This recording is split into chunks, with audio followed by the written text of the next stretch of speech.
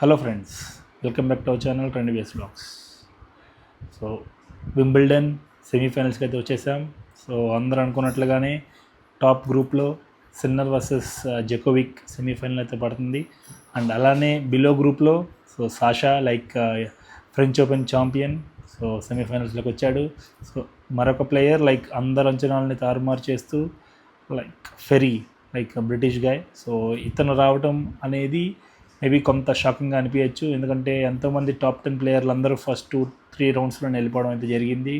So below పార్ట్లో so చూద్దాం మీ favourite ఎవరు.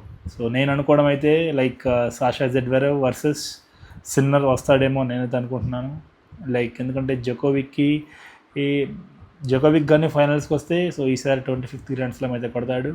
కానీ సిన్నర్ అతనికి మంచి గట్టి పోటీ ఇచ్చి మేబీ సిన్నర్ కూడా చాలా బాగా ఆడతాడు. సో మేబీ సిన్నర్ కానీ ఫైనల్స్కి వస్తే సిన్నర్ వర్సెస్ సాషా ఉండిద్దని నేను అనుకుంటున్నాను.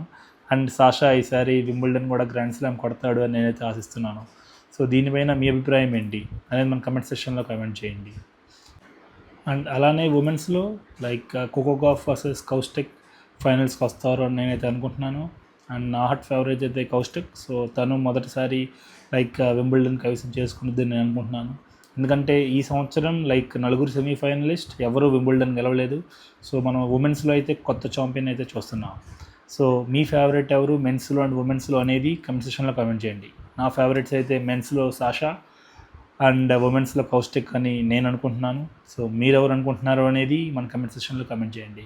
ఇప్పటి వరకు మన ఛానల్ని సబ్స్క్రైబ్ చేసుకోకపోతే please subscribe to our channel. Thank you, bye.